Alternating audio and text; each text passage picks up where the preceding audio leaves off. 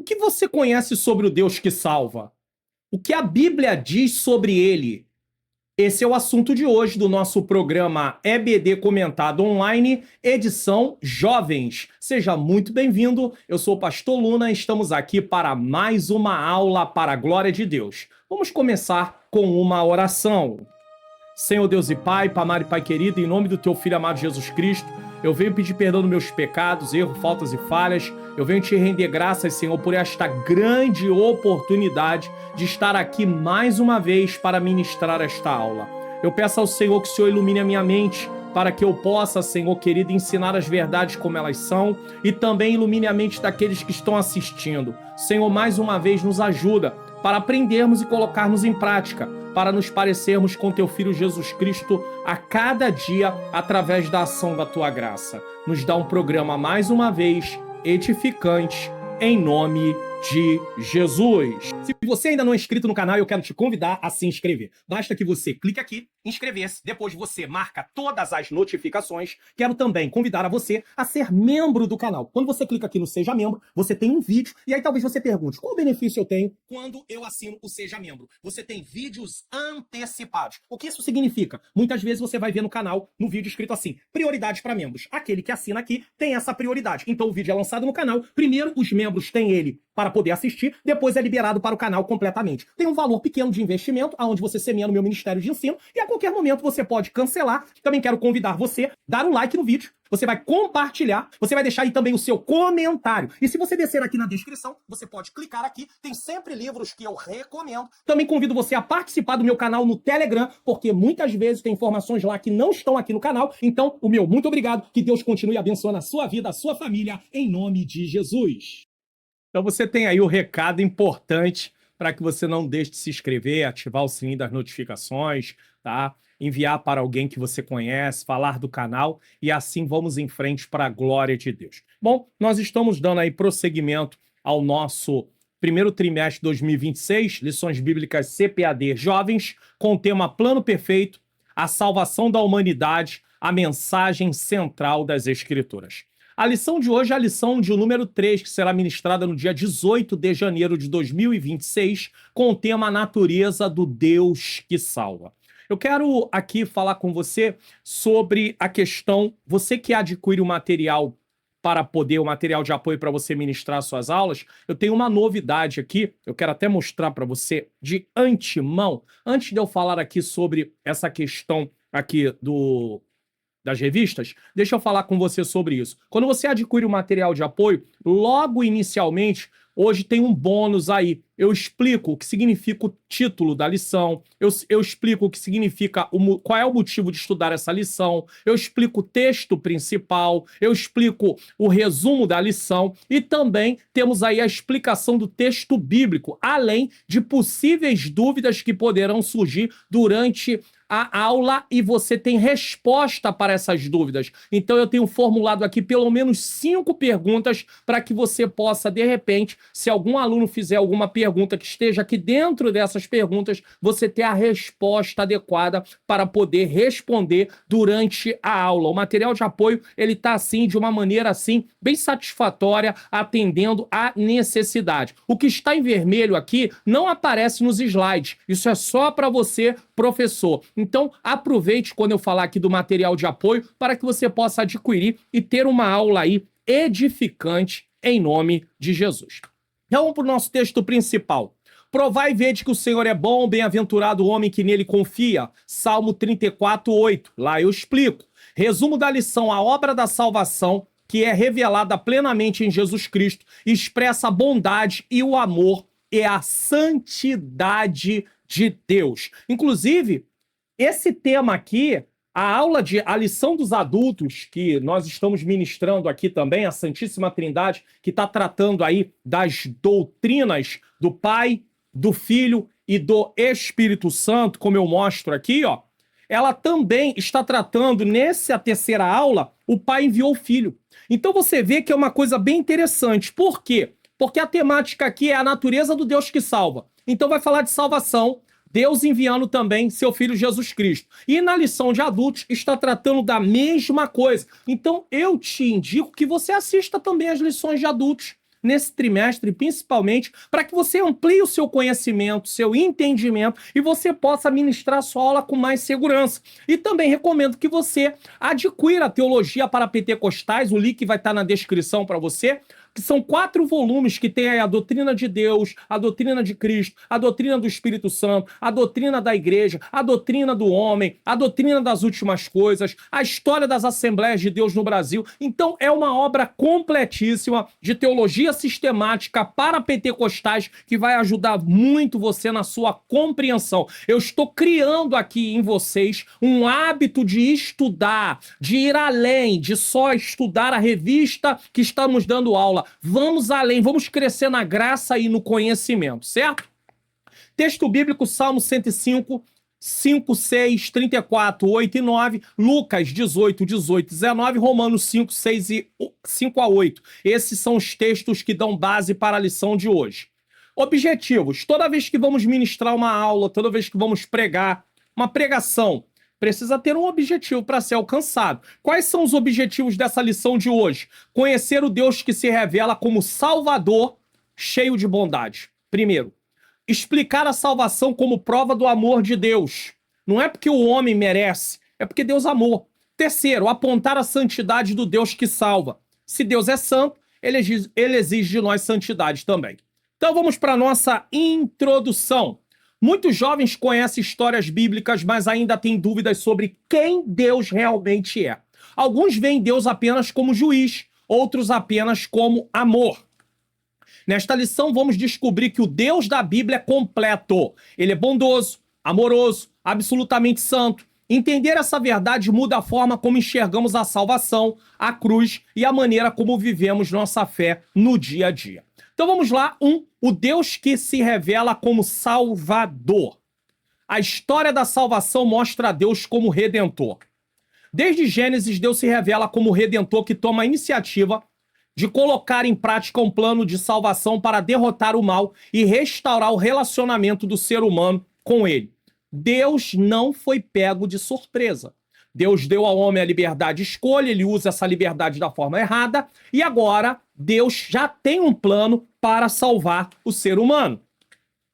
Nesse sentido, o Salmo 105 nos convida a contemplar essa característica redentora de Deus por meio das suas maravilhas, prodígios, juízos em favor do seu povo, Israel. Isso está no versículo 5 e 6.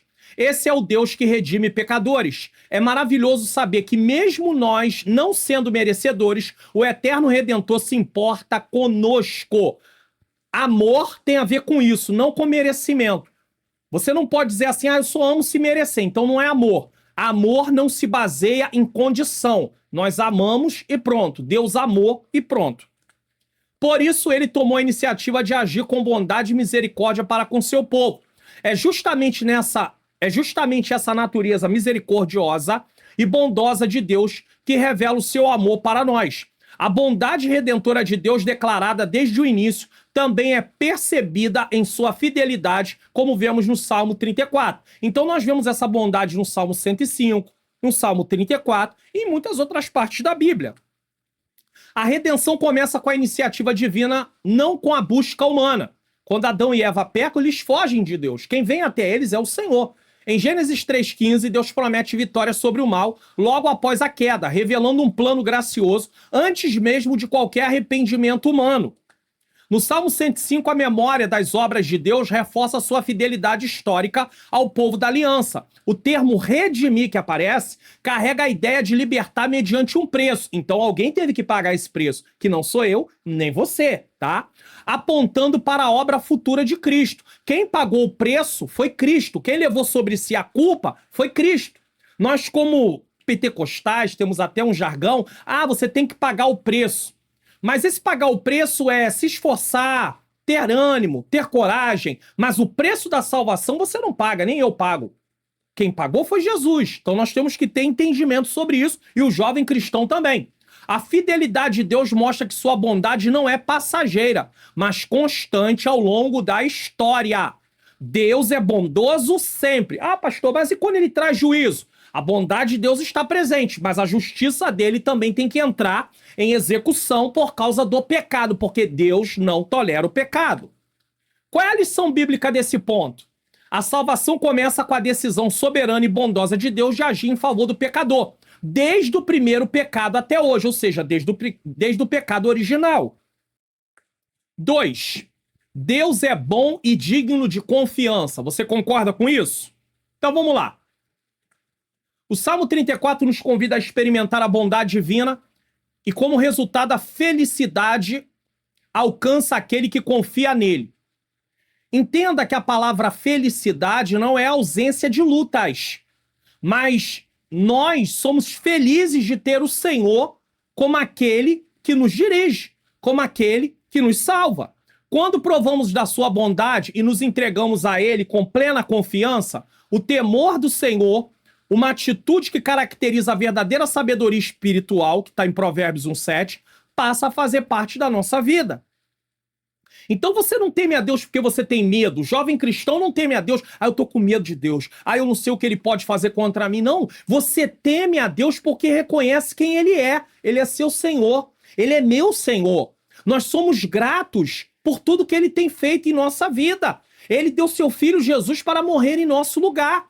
A salvação tem valor na vida daqueles que reconhecem Cristo como único e suficiente Salvador. Afinal de contas, quem pagou o preço da dívida foi Cristo. Então, quem tem direito, nesse caso, é Cristo. E ele nos deu esse direito.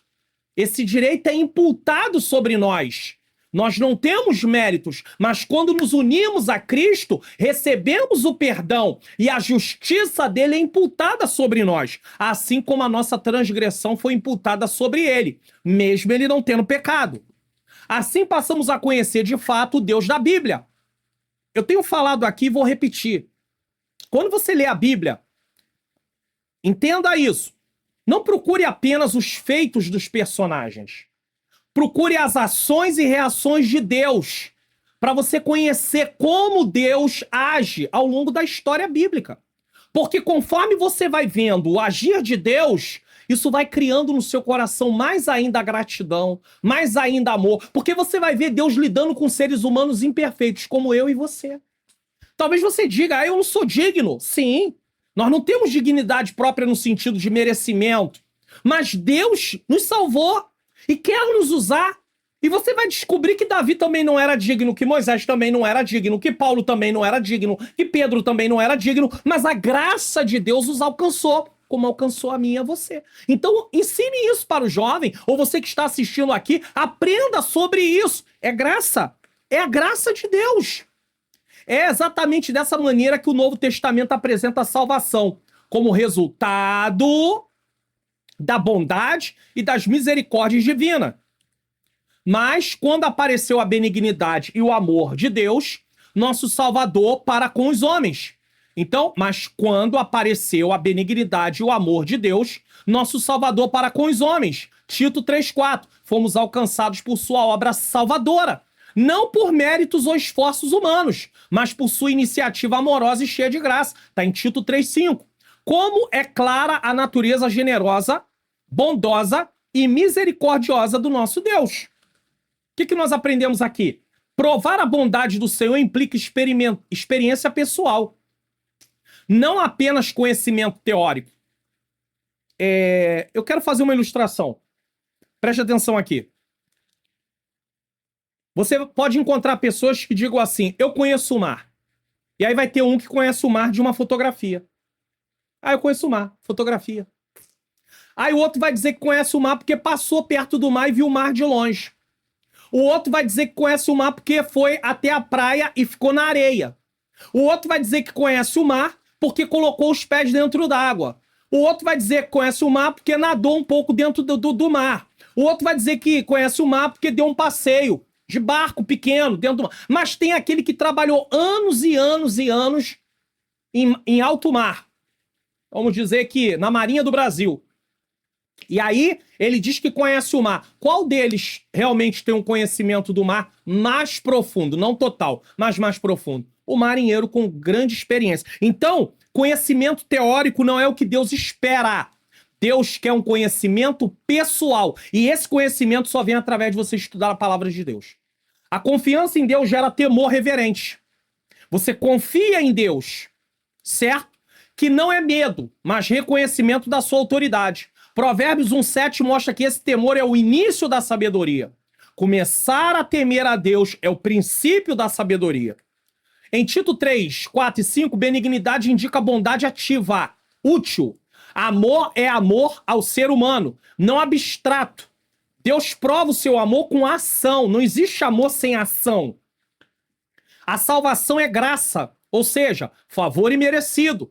E isso só é possível porque a bondade de Deus faz parte da natureza dele. Não depende das circunstâncias. A bondade de Deus, o amor de Deus não depende de circunstâncias. Deus é amor, Deus é bondoso. Qual é a lição bíblica desse ponto? A bondade de Deus é experimentada por aqueles que confiam nele com temor reverente. 3. Jesus revela a natureza salvadora de Deus. A palavra de Deus nos mostra que em Jesus Cristo habita corporalmente toda a plenitude da divindade. Isso está em Colossenses 2,9. Não por acaso, quando o jovem rico chamou nosso Senhor de bom, mestre, Jesus afirmou que somente Deus é bom. E Jesus é Deus, tá? Lucas 18, 18 e 19. Com essa declaração, o Filho deu testemunho da bondade do Pai.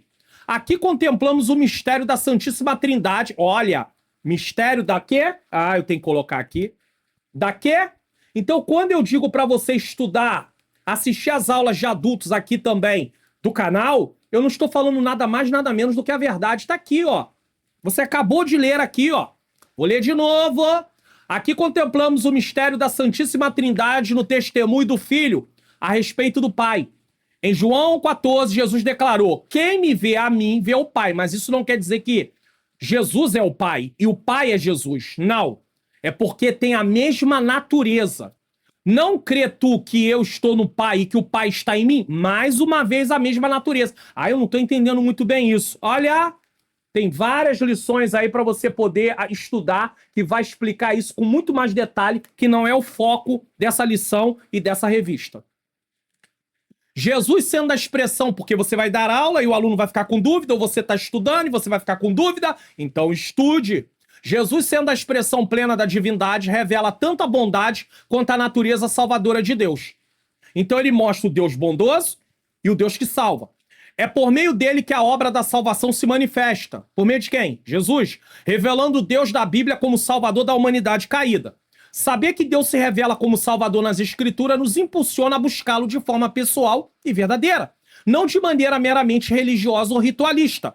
O Deus que salva é o mesmo que deseja ser conhecido por cada um de nós por meio de um relacionamento autêntico. Olha o que diz Oséias 6,3. Conheçamos e prossigamos em conhecer o Senhor.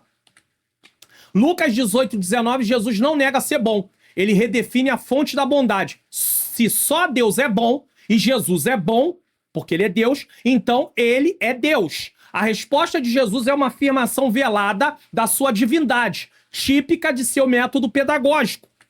Ele não se autodeclara, mas ele fala de uma maneira que aponta para ele também.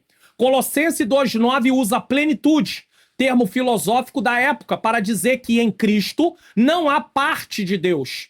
Ah, tem um pouquinho de Deus em Cristo. Não.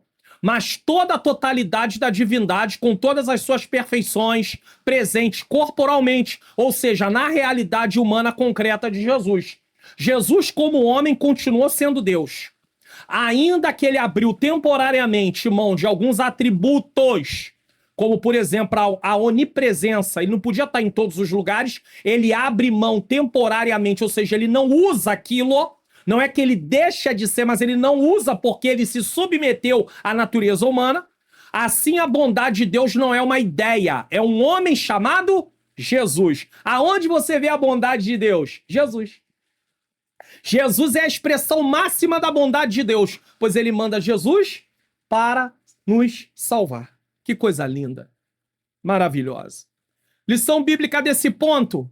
Jesus é a encarnação visível da bondade e da natureza salvadora de Deus. Nele, o caráter de Deus se torna tangível e histórico. Isso é maravilhoso. Vamos refletir sobre esse tópico? Se Deus é bom por essência, então confiar nele não é um salto no escuro, mas uma resposta racional à sua revelação fiel. Assim como um filho confia e o pai diz, vem, pula, que eu vou te pegar. E ele vai, confiando no pai, e ele dá aquele salto aonde o pai segura ele. A mesma coisa Deus espera que eu e você viemos confiar nele. Não é saltar de um avião sem paraquedas, sabendo que vai perder a vida. Não, não é nada disso. Deus é aquele que nós podemos confiar plenamente. Porque ele é Deus, ele prometeu, ele fala conosco. E aí, para isso, eu e você precisamos a cada dia nos aprofundar, estudar a palavra de Deus. E eu preparei um material para você pensando nisso. Você lê a Bíblia, mas sente dificuldade para entender o texto com clareza e segurança? Então você precisa do curso online Como Facilitar Meu Estudo da Bíblia, do Centro de Ensino Bíblico Entendes Tu o que Lês? Com aulas em vídeo e orientações práticas, você vai aprender a estudar a palavra com mais profundidade, fidelidade ao texto e organização. O curso é ministrado pelo pastor Mário Luna, e ao final você recebe certificado de conclusão. E ainda ganha um bônus exclusivo. Um treinamento prático para usar o aplicativo My Bible, aprofundando pesquisas e comparações bíblicas, usando seu celular, tablet, notebook, computador ou na sua Smart TV. Garanta sua vaga e cresça no entendimento da palavra. Então esse material ele tem a finalidade de trazer para você um crescimento. Você ter uma maior intimidade, porque conforme você vai estudando a palavra e vai entendendo, o Espírito Santo vai podendo trabalhar e transformar a sua vida. Aqui no canal tem muito conteúdo gratuito, tem mais de 1000 vídeos já gravados, mas eu tô falando de um método. Então, o link está na descrição. Você vai clicar aí em Centro de Ensino Bíblico Entendes Tu que Lês, ou no comentário fixado, ou também nos vídeos de recomendação, e você vai lá para uma página, e lá vai ter os materiais, entre eles o curso Como Facilitar Meu Estudo da Bíblia. E aí você vai poder clicar, vai para uma página, vai ler todas as informações para que você possa adquirir. Não é uma questão de vender curso. O propósito aqui não é vender curso. O propósito aqui é transformar a sua vida como tem transformado a vida de outras pessoas. Agora, ao você tomar a atitude de comprar o curso, tá? Investir no curso, você também está ajudando o meu ministério de ensino. Isso é óbvio, isso é claro. 2. A salvação como prova do amor de Deus. A salvação como ato de amor. Então, a salvação aponta exclusivamente para o amor de Deus. Romanos 5 descreve a morte de Cristo, justo no lugar dos ímpios. Quem são os ímpios? Éramos nós. E revela o ato mais amoroso de Deus, mas Deus prova o seu amor para conosco, em que Cristo morreu por nós, sendo nós ainda o quê? Pecadores. Deus entregou seu Filho único por amor. Ele não o entregou depois que fomos justificados. Não, não, não. Regenerados e santificados. Pelo contrário, ele o entregou quando ainda estávamos mortos em ofensas e pecados. Ainda estávamos mortos em ofensas e pecado. Ora, se isso não é amor, então o que seria? Esse é o amor que tudo sofre, tudo crê, tudo espera, tudo suporta. Um amor sofredor, bondoso, verdadeiro. 1 Coríntios 13, do 4 ao 7. Em Romanos 5,6, a seu tempo, como o texto diz, indica que a cruz não foi improvisada, mas um momento estrategicamente escolhido por Deus. Fracos é igual incapazes de se salvar, nós. Ímpios é igual desrespeitosos para com Deus. Esse era eu, esse era você. Em Romanos 5,8, sendo nós ainda pecadores, enfatiza, estávamos no ato de pecar. Nós vivíamos na prática do pecado, não regenerados. O verbo prova, o verbo provar ou provar significa demonstrar com evidência incontestável. Assim, o amor de Deus não é uma emoção, mas uma ação judicial. É uma ação. Ele colocou seu filho em nosso lugar. E isso é ágape. O amor que se doa deliberadamente, mesmo sem retorno garantido. Que é justamente isso aqui, ó. Um amor sofredor. Ó, um amor que tudo sofre, tudo crê, tudo espera, tudo suporta. Um amor sofredor, bondoso e verdadeiro. Isso é ágape. Qual é a lição bíblica desse ponto? O amor de Deus não espera que o pecador se torne digno. Ele age justamente quando somos mais indignos. Você já deve ter ouvido alguém falar sobre isso, até você, antes de Cristo aceitar Jesus, falou. Eu preciso me preparar primeiro para depois aceitar Jesus. Não existe isso. Se você pudesse se preparar antes de aceitar, você não precisaria de Cristo. Não existe como se preparar para aceitar Jesus. É uma decisão pessoal, particular. A pessoa vai decidir, eu quero Jesus e pronto. Não importa o que ele vinha fazendo, importa que ele se arrependeu e que está sendo perdoado, está recebendo uma nova vida, tem o seu nome escrito no livro da vida, vai passar a ter uma novidade de vida, é isso que importa. Só isso, mais nada. O amor de Deus se manifestou na cruz. Aonde o amor de Deus se manifesta? Na cruz. Porque não é só dar o filho. Deus amou o mundo de tal maneira que deu seu filho. Jesus veio a essa terra, encarnação. Aí ele cresce, aí ele vive, ele cumpre o seu ministério, mas ele tem que ir para a cruz, porque ele vai precisar morrer. Ele sofre, ele morre. A doutrina do amor de Deus é o fundamento da obra da salvação.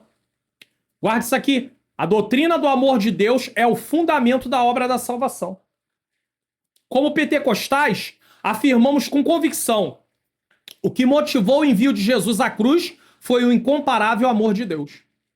Inclusive, a graça é a expressão do amor de Deus, favor imerecido. A Bíblia declara: porque Deus amou o mundo de tal maneira que deu seu Filho unigênito, quer dizer, único, para que todo aquele que nele crê não pereça, mas tenha a vida eterna. João 3,16. Esse amor é tão grande e profundo que abrange todas as pessoas, todas mesmo. O apóstolo Paulo reforça isso ao dizer que Deus quer que todos os homens se salvem e venham ao conhecimento da verdade. É uma vontade de Deus querer que os homens se salvem, só que ele não obriga ninguém a aceitar a salvação.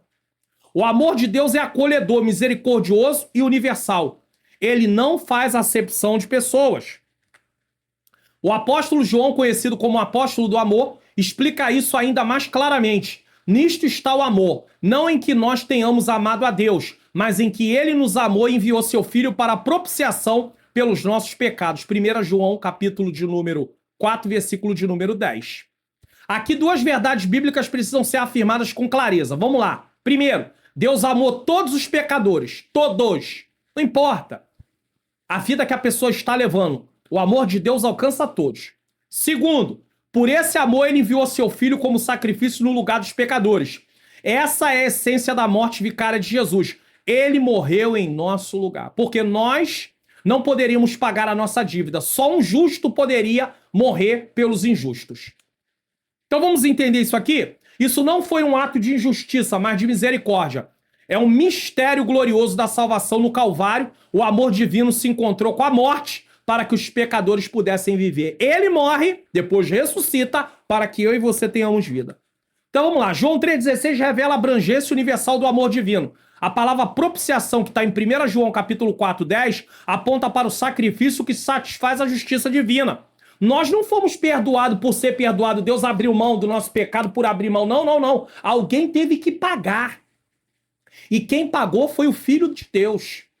Jesus Cristo veio pagar a dívida no nosso lugar. Só que esse pagamento só tem valor na vida daqueles que reconhecem Jesus.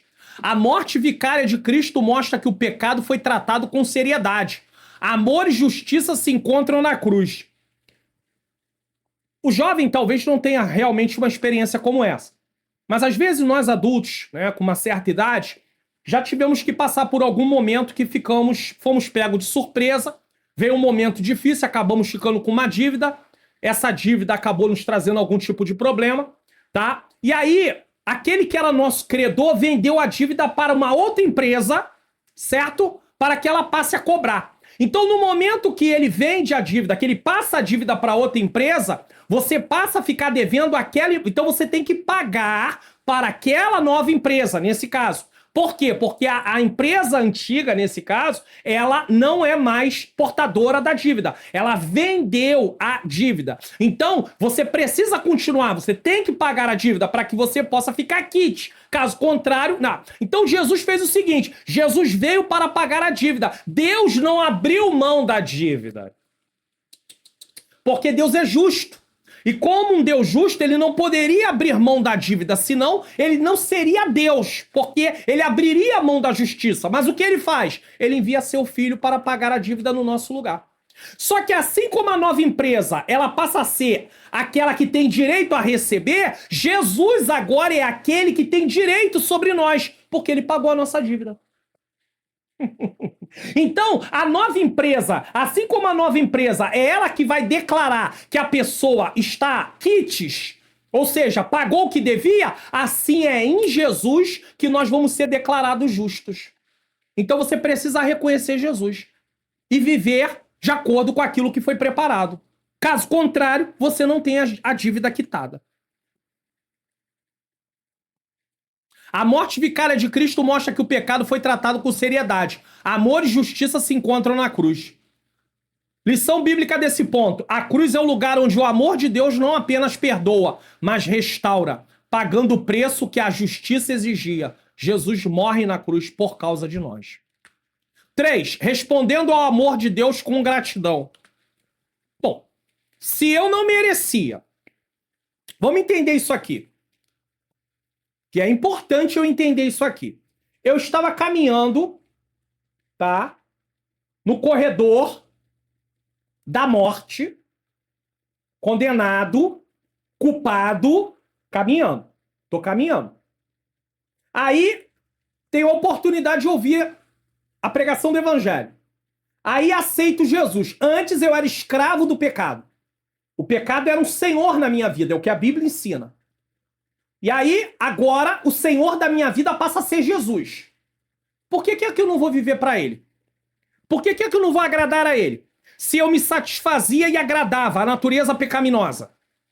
E a partir do momento que eu agradava a natureza pecaminosa, eu estava também agradando o próprio diabo, porque foi ele que tentou para levar o ser humano à queda. Então eu estava fazendo a vontade do diabo antes de Cristo. E isso está provado em Efésios capítulo 2, a partir do versículo 1. É só você ler. Então, uma vez que eu estava no corredor da morte e tive uma nova chance, por que eu vou querer continuar vivendo para mim ao invés de viver para ele? Então chegou a hora de eu abrir mão da minha vida por ele, porque ele abriu mão da vida dele por mim. Deu para você entender isso? Não, eu vou repetir para ficar melhor para você poder compreender. Por que eu não vou abrir mão da minha vida por ele se ele abriu mão da vida dele por mim? Ele não precisava morrer, porque ele não tinha pecado. Ele não cometeu nada de errado. Então ele veio morrer para dar salvação para a minha vida, para mim e para qualquer que crer nele. Então por que não vou abrir mão da minha vida, já que ele abriu mão da vida dele? Você acha injusto? Tem pessoas que dizem assim, eu não posso aceitar Jesus, porque eu vou ter que deixar de fazer isso, deixar de fazer aquilo outro. Mas ele não leva em consideração que Jesus abriu mão da vida dele, morreu na cruz do Calvário, passou por um sofrimento na sua natureza humana para poder nos dar salvação. Ele precisava passar por isso? Não. Ele merecia passar por isso? Não. Então o jovem cristão precisa entender isso, porque ele vê várias possibilidades diante dele e ele pensa, eu vou abrir mão, eu quero viver um pouco a minha vida, eu preciso curtir a vida, eu preciso aproveitar a vida. E o que é aproveitar a vida? Jesus diz em Marcos capítulo 8, versículo 35. Aquele que quiser ganhar a sua vida, vai perder. Ganhar é viver para si, é desfrutar de tudo que quer, vai perder. Ou seja, condenação eterna, inferno.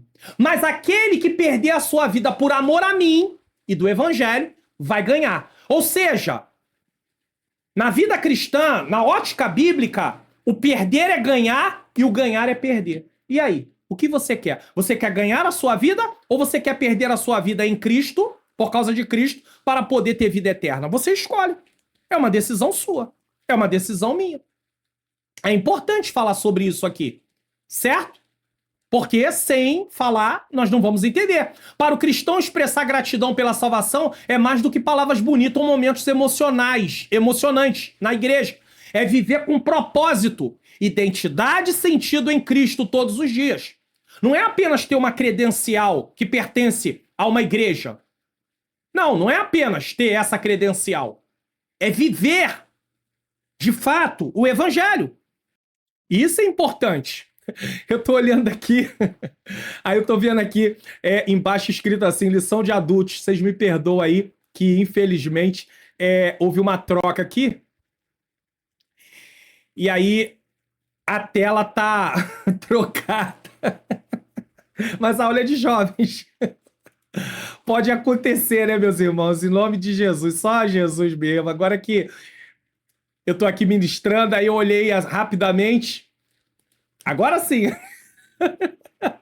Me perdoe, tá bom? É reconhecer que Deus nos amou primeiro. Isso faz parte da aula que não é editada, ela é direto, tá? É reconhecer que Deus... Isso também serve pra quê? Pra você que tá dando aula. Eu não posso cometer nenhum erro. É bom que a gente não cometa, mas pode acontecer, ó. Você viu aqui, tá? É reconhecer que Deus nos amou primeiro, mesmo quando não merecíamos. Romanos 5:8. E responder a esse amor com escolhas que honrem o sacrifício de Jesus. Eu tratei desse assunto porque talvez algumas pessoas nem perceberam. Talvez outras sim, mas aí tá corrigido, tá? A gratidão verdadeira se mostra no comportamento. Como é que você pode ser grato a Deus? Reconhecendo que Ele entregou seu Filho Jesus Cristo para morrer em nosso lugar. Então viver para Ele. Nas decisões que tomamos, nas amizades que cultivamos, na maneira como lidamos com as tentações e na disposição em servir a Deus e o próximo. Como escreveu o apóstolo João, nós o amamos porque ele nos amou primeiro. O amor de Deus não apenas nos alcança, ele nos transforma, nossa rotina, nossas redes sociais, nossas atitudes, tudo em nós tem refletido essa gratidão? É uma pergunta, o jovem cristão precisa se preocupar com isso. Olha o que diz Efésios 2:10, porque somos feitura sua, criados em Cristo para as boas obras, as quais Deus preparou para que andássemos nela. O que isso significa? Em Cristo, Deus não apenas nos resgata do pecado, mas nos recria para uma nova maneira de viver. Nós recebemos uma nova natureza espiritual. As boas obras não são a causa da salvação. Você não é salvo pelo que você faz. Você é salvo pelo que Cristo fez. Mas o resultado dela. Por que eu preciso praticar boas obras? Porque eu sou um salvo. Um salvo tem obras diferentes. Deus já preparou, tá? E agora nos chama a andar nelas. Isso desmonta a ideia de uma fé sem direção ou de uma graça sem transformação. Tem gente que quer estar em Cristo, mas quer continuar vivendo uma vida sem mudança. O cristão não vive improvisando a vontade de Deus, nem inventando seu próprio caminho espiritual. Ele descobre dia após dia aquilo que Deus já planejou e responde com obediência. E como é que ele vai descobrir dia após dia? Estudando a palavra. Meditando na palavra, dia após dia. Senão ele não tem como conhecer. Lição bíblica desse ponto. A gratidão ao amor de Deus se expressa em uma vida transformada. Qual é vamos refletir sobre esse tópico aqui? Vamos? Nossa vida diária revela se realmente valorizamos a salvação que recebemos. Se você vive uma vida, eu sou assim, eu nasci assim, eu vou morrer assim, eu não estou valorizando a salvação que eu recebi. Eu estou dizendo para Jesus, eu não estou muito aí para o que tu fez na cruz, não. Não estou me importando, não. Porque, irmãos, foi preço de sangue. O sofrimento que ele sofreu. Ele não precisava passar pelo que ele passou. Mas ele o fez. Deus, o Pai, o enviou seu Filho por amor. Então precisamos entender isso. E é por isso que devemos estudar a palavra.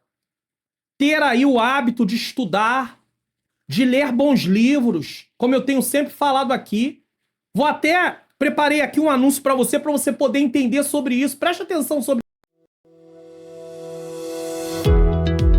Em Oséias capítulo 4, versículo 6, diz: o meu povo foi destruído porque lhe faltou conhecimento. Pensando nisso, eu estou indicando para vocês aí literaturas que são importantes para o nosso crescimento espiritual. Temos aqui livros cristãos, de modo geral, aonde você pode aí escolher aquele que melhor estiver de acordo com a sua procura, audiobooks, comentários bíblicos para que você possa compreender o que a palavra do Senhor diz, e temos também livros de teologia, aonde você vai poder estudar a Bíblia com mais profundidade. Acesse o link que está na descrição e confira aí os livros que você realmente deseja adquirir. Fazendo isso, você contribui com o meu ministério de ensino. Então tá aí, você contribui com o meu Ministério de Ensino, mas a questão aqui é criar uma cultura, um hábito que você possa aprender a ler, a estudar, a crescer na graça e no conhecimento do Senhor Jesus Cristo. Vamos lá para o último tópico, a santidade do Deus que salva. O Deus é absolutamente santo. Então Deus nos ama, Ele usa da sua graça para nos salvar, dá seu Filho para morrer no nosso lugar. Mas esse Deus é santo, então nós temos que ter uma atitude diante dessa salvação que recebemos. A Bíblia revela que uma das características fundamentais de Deus é a sua santidade. No livro do profeta Isaías, lemos a proclamação dos anjos e clamavam uns aos outros, dizendo: Santo, Santo, Santo é o Senhor dos exércitos, toda a terra está cheia da sua glória. Isaías 6:3. A tríplice repetição do adjetivo santo, hebraico kadosh, não significa apenas que Deus é santo, mas que ele é absolutamente santo, separado de toda imperfeição, pecado e criação. Deus está separado, ele não faz parte da criação. Ele não tem imperfeição, ele não tem pecado. Essa repetição não indica graus, santo, santo, santo, como se estivesse aumentando. Não, não, não, não. Mas plenitude e totalidade. Algo que não pode ser diminuído. Você pode ter um copo que vai se enchendo de água. Então ele está cheio, cheio, cheio, cheio, cheio, cheio, cheio. Você pode usar a palavra cheio, cheio para mostrar que ele está enchendo. Mas depois ele pode se esvaziar. Não, Deus não pode se esvaziar da sua santidade. Ele é santo e ponto final. Teologicamente, a santidade é apresentada como um atributo central de Deus nesse contexto. De Isaías 6, aonde está falando sobre isso. A glória hebraica, kabot, ideia de peso, majestade, esplendor, é isso que significa o termo no original, refere-se à manifestação visível da presença divina. Embora a visão ocorra no templo, a declaração afirma que a glória de Deus não se limita a Israel ou ao santuário, mas permeia toda a criação. Ainda que nem todos percebamos isso, mas a glória de Deus é revelada através da própria criação. Paulo fala sobre isso. A terra está cheia da glória de Deus, mesmo que os homens nem sempre a reconheçam. Você para pensar, irmãos. Tem o dia nascendo, a noite chegando, escurecendo. Você olha para a natureza, pássaros, o mar. Você olha para tantas coisas, é a manifestação de parte dessa glória de Deus mostrada através da criação. O apóstolo Pedro escreve em sua primeira epístola: mas como é santo aquele que nos chamou, sede santo vós também em toda a vossa maneira de viver. 1 Pedro 1,15.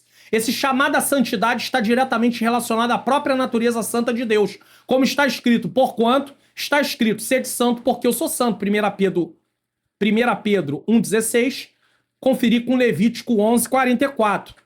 Portanto, o chamado de Deus à santidade não é apenas uma sugestão, mas algo que reflete quem ele é.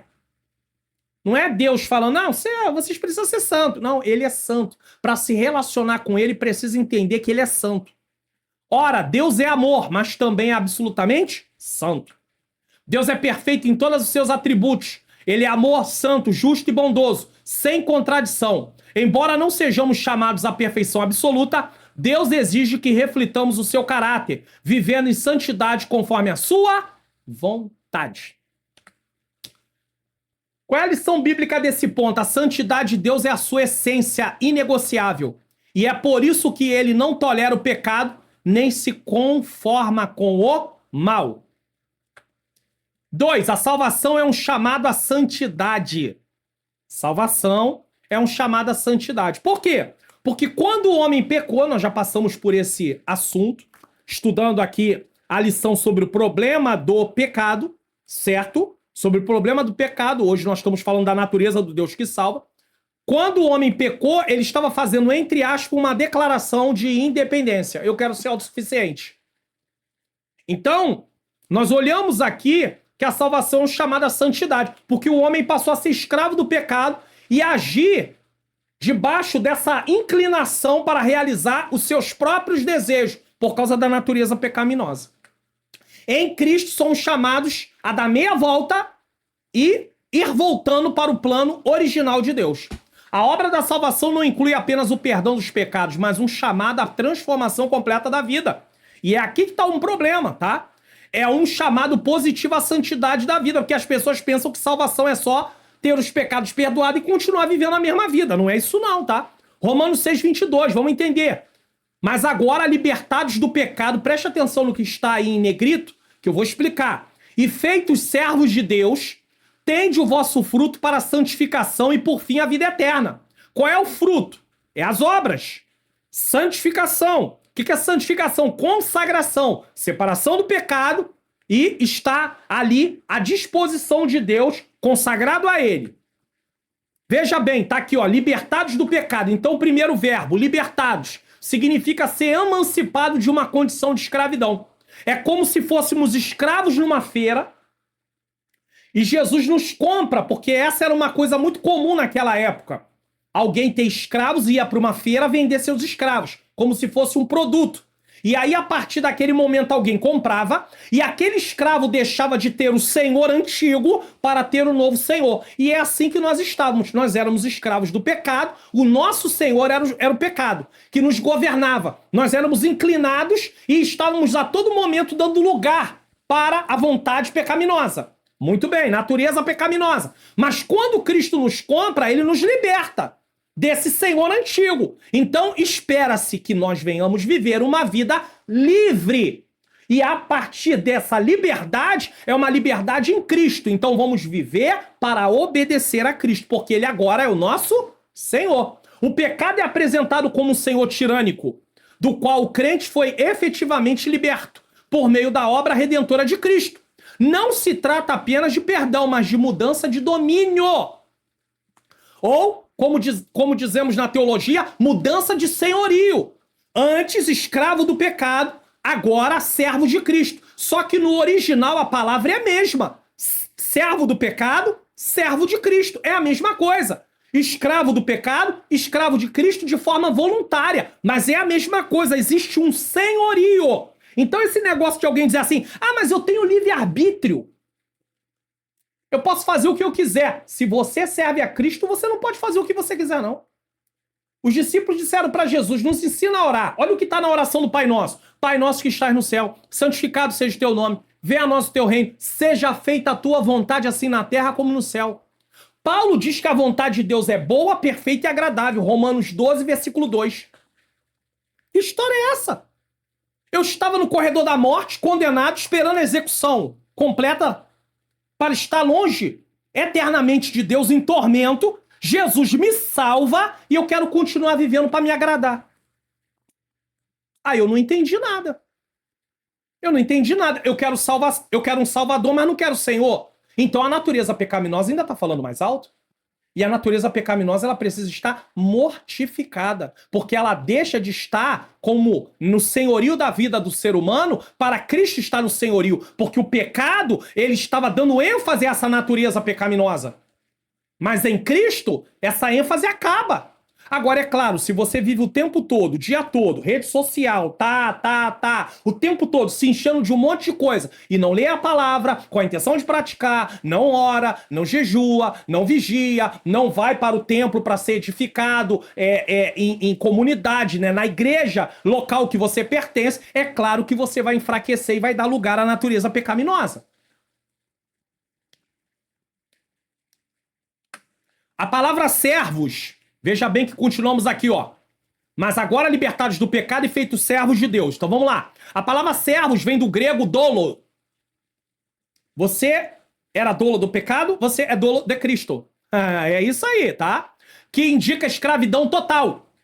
A libertação do pecado, e aí, no caso do pecado, era escravidão total. No caso de Cristo, é servo de Cristo. Está como um escravo voluntário de Cristo. Para eles era muito comum saber isso.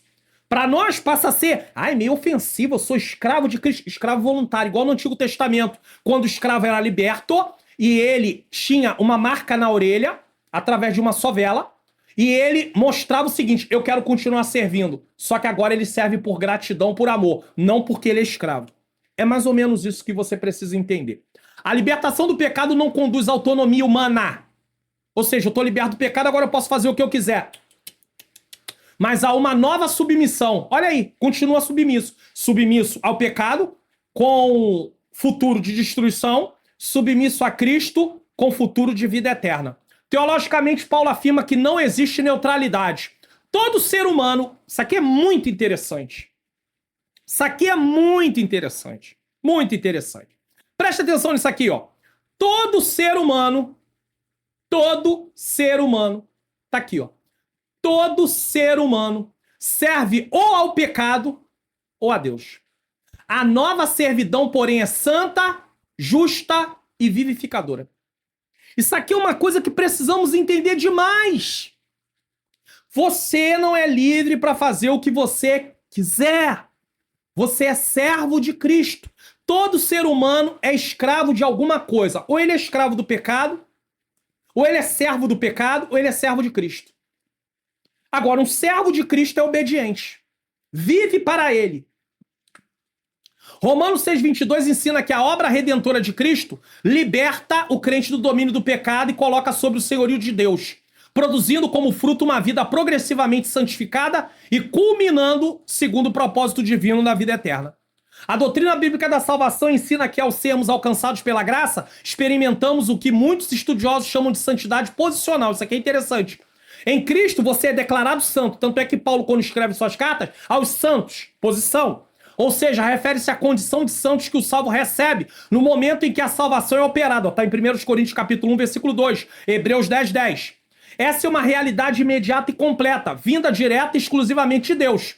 Além dessa realidade, há outra denominada de santidade progressiva. Você vive uma vida de santificação progressivamente, que se refere ao processo contínuo de transformação interior operada pelo Espírito ao longo da caminhada espiritual. 2 Coríntios 3:18, Filipenses 2:12 e 13. Filipenses 2:12 e 13 diz assim: assim também, amados meus, como sempre obedeceste, não só na minha presença, porém muito mais agora na minha ausência, operai a vossa salvação com temor e tremor. Fica parecendo que você é que desenvolve a salvação, né? Mas não é isso não. Porque Deus é o que opera em vós, tanto querer como efetuar, segundo a boa vontade. Então o versículo 13 mostra que não é eu operando a minha salvação. Vamos entender o que então significa Filipenses 2:13, 2:12 e 13. Ensina que a vida cristã envolve uma responsabilidade real do crente em desenvolver a salvação recebida. Então ele não está produzindo salvação, ele está desenvolvendo o que ele recebeu. É diferente. Porque senão você vai entender que operar a vossa salvação seria você produzir, não é produzir. É receber e você ali cuidar daquilo que você recebeu. Entendeu agora? Ensina que a vida cristã envolve uma responsabilidade real do crente em desenvolver a salvação recebida, mas sempre fundamentada e sustentada pela ação soberana e eficaz de Deus. Porque a mesma graça que nos dá a condição de receber a salvação, ela nos capacita a continuar vivendo uma vida de salvo. Porém, nós temos que buscar intimidade com Deus. Então, mas sempre fundamentada e sustentada pela ação soberana e eficaz de Deus, que opera internamente tanto querer quanto realizar, segundo a boa vontade redentora. Eu posso rejeitar essa salvação? Posso. Posso abrir mão da minha fé? Posso. Essa é uma realidade paulatina que exige uma cooperação do crente nesse desenvolvimento espiritual. Nesse sentido, é uma decisão do salvo escolher andar com Deus todos os dias. Como ele pode escolher não querer andar? Então ele vai estar andando no caminho da apostasia, optando por obedecer sua palavra, mesmo quando o mundo diz o contrário. Qual é a lição bíblica desse ponto? A salvação nos chama a uma vida contínua de transformação. 3. A cruz, o encontro da justiça e do amor de Deus e o caminho para a santidade. A cruz de Cristo é o maior marco da história da salvação. Nela, a justiça de Deus e o seu amor infinito se encontram de uma forma perfeita. O amor e a justiça, preparando e apontando o caminho da santidade. Deus é santo e não pode tolerar o pecado. Abacuque 1:13. Mas também é amor e deseja salvar o pecador. João 3:16. Não há contradição. Deus é santo, mas Deus também é amor. Na cruz vemos que o pecado não foi ignorado. Porque se Deus ignora o pecado, ele não seria justo. Pelo contrário, ele foi julgado com todo o peso da justiça divina. Jesus, o Cordeiro sem mancha, tomou sobre si a culpa que era nossa. Isaías 53:5. Olha o que diz: mas ele foi ferido pelas nossas transgressões e moído pelas nossas iniquidades. O castigo que nos traz a paz estava sobre ele e pelas suas pisaduras fomos sarados. Isaías 53:5 declara que o sofrimento do servo do Senhor é vicário e redentor. Ele sofreu para trazer salvação. Ele é ferido e esmagado em lugar do povo. Recebe o castigo exigido pela justiça divina e, por meio de suas feridas, promove a paz e a cura espiritual daqueles cujas transgressões e iniquidades ele levou. Quem merecia o sofrimento éramos nós, mas ele leva no nosso lugar. Só que para receber salvação precisamos reconhecer ele. Ao mesmo tempo, esse sacrifício revela o quanto Deus nos ama. ao ponto de entregar seu filho por nós. A cruz mostra que a salvação não é barata. Isso aqui é sério, hein? Ela custou o sangue de Cristo. Ali Deus permanece justo ao punir o pecado e ao mesmo tempo é amoroso ao justificar o pecador que crê em Jesus. Romanos 3,26, para no tempo presente mostrar sua justiça para que ele seja justo e justificador daquele que tem fé em Jesus. A fé é o meio pelo qual a justiça de Deus é recebida. Não se trata de mérito humano, mas de confiança na pessoa da obra de Cristo. Jesus, eu confio na obra que tu realizou. É isso, tá? A justificação é aplicada exclusivamente aos que creem, preservando tanto a graça quanto a justiça divina. Jesus morreu para dar salvação, mas precisa aceitar ele. O madeiro é, portanto, o ponto onde a santidade de Deus exige justiça e o amor de Deus oferece a graça. Ou seja, Jesus está morrendo. Jesus tem que morrer para poder pagar a dívida, mas ao mesmo tempo Jesus está morrendo para nos dar salvação. Lição bíblica desse ponto. Na obra redentora de Cristo, Deus demonstra a sua justiça de modo que permanece justo ao mesmo tempo em que declara justo o pecador que crê. Louvado seja o nome santo do Senhor. Vamos refletir sobre esse tópico? Se a santidade de Deus exigiu a morte de seu próprio filho para nos alcançar, então viver em pecado não é errar e desprezar o que custou sangue, claro, é desprezar o sacrifício de Jesus. E essa é a pior coisa que alguém pode fazer. Bom, você que é professor, eu preparei algo para você. Professor da Escola Bíblica Dominical para Jovens. Se você quer preparar aulas para jovens com clareza bíblica, profundidade e aplicações relevantes para a realidade atual, conheça o material de apoio da EBD Comentado Online, Lições Bíblicas CPAD Jovens. Esse material é disponibilizado pelo Centro de Ensino Bíblico Entendes Tu que Lês e reúne todo o conteúdo do primeiro trimestre de 2026. Você recebe comentários em PDF para imprimir, slides em PowerPoints, editáveis e em PDF. Os mesmos usados no programa EBD Comentada Online apresentado pelo pastor Mário Luna. E ainda, você garante no final do trimestre um certificado de participação. E tem mais, pagamento único e as lições são liberadas semanalmente, sempre no domingo anterior à aula. Garanta hoje mesmo seu material de apoio para as lições bíblicas CPAD de jovem.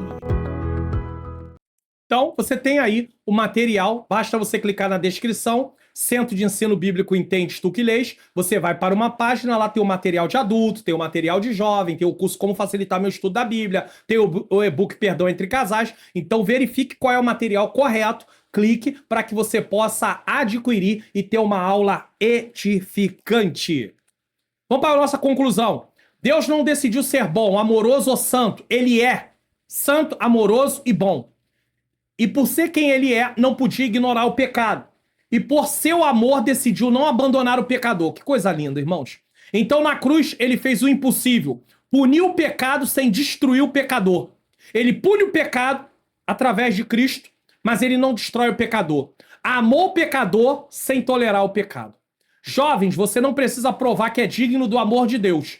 Jesus já provou por você. Sua única resposta, viver como quem foi resgatado por amor, santificado por graça e chamado para refletir no mundo o caráter do Deus que salva, para que as pessoas vejam as vossas boas obras e glorifiquem o Pai que está no céu. Mateus 5,16. Vamos conferir o que iremos estudar na próxima lição? Lição de número 4, 25 de janeiro de 2026, o Deus que justifica. Bom, eu quero agradecer você, em nome de Jesus, que tem aí participado dessa aula. Quero agradecer você também que tem semeado no meu Ministério de Ensino. Você, se desejar fazer o mesmo também, você pode apontar sua câmera para esse QR Code, se você está assistindo na sua Smart TV, ou pegar a chave Pix e colocar o valor que Deus tocar no seu coração. Será muito bem-vindo, caso você queira fazer isso. Vamos orar para agradecer a Deus por mais uma lição. Lembrando a você que está aí na descrição do vídeo, o Centro de Ensino Bíblico Entendes Tu que Lês. Tem também lá o link dos livros que eu indico nesse caso. Tem também o meu canal no Telegram, para que você possa também acompanhar algumas coisas que eu não posto aqui no canal. Então vamos em frente para a glória de Deus. Senhor Deus e Pai, quero te agradecer por mais uma lição, por mais uma aula. Quero te louvar por esta rica oportunidade. Que o Senhor continue abençoando cada professor, cada professora.